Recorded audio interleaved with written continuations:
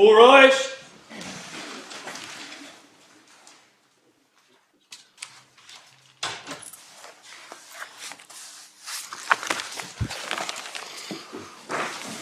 Judgment in the appeal, the Queen on the application of A against B. Lord Brown will deliver the judgment. A is a former member of the Security Service. B, its Director of Establishments. A wants to publish a book about his work in the Security Service. A duty of confidentiality binds A, and he cannot publish material relating to the Security Service without B's consent. B refused A's application for consent to publish. As a result, A began proceedings in the High Court to challenge B's decision. He claimed, amongst other things, that his rights under Article 10 of the European Convention on Human Rights had been breached.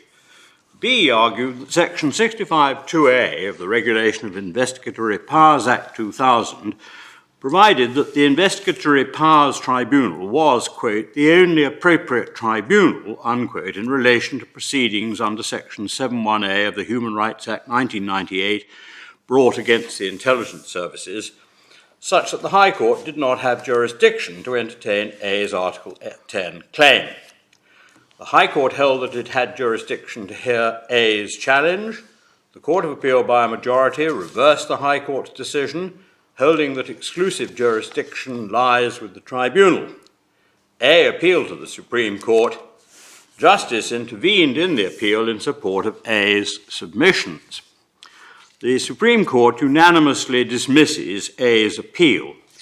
The core of A's challenge to the tribunal's exclusive jurisdiction is his complaint that the tribunal procedures are too secretive.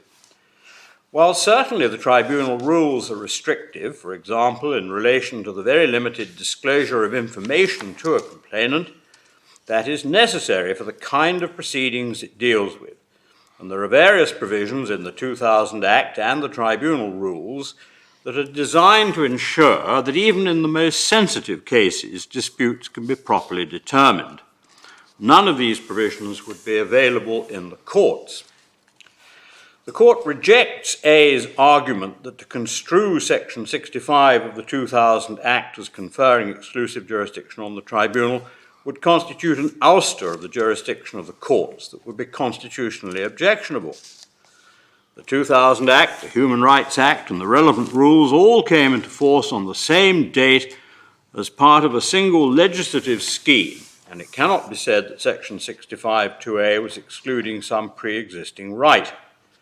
Parliament has not ousted judicial scrutiny of the acts of the intelligence services, but has simply allocated that scrutiny, as to Section 71A proceedings, to the tribunal.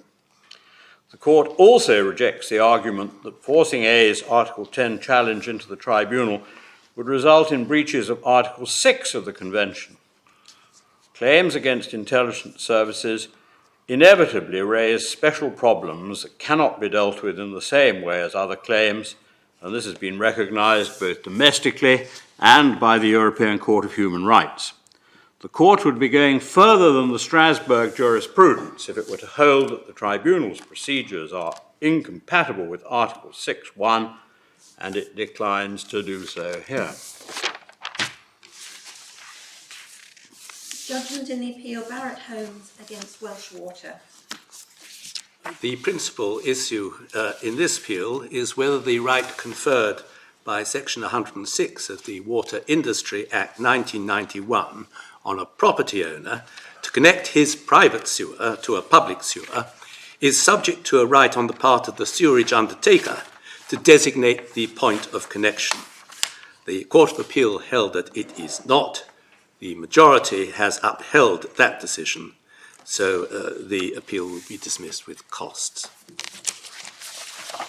Judgment in the appeal, Queen against Horncastle and others. The principal issue on these appeals is whether the decision of the European Court of Human Rights in the case of Al-Khawaja and Tari against the United Kingdom requires the court to hold that the admission of hearsay evidence that constitutes the sole or decisive element in the prosecution case renders a trial unfair in violation of Article 6 of the Convention.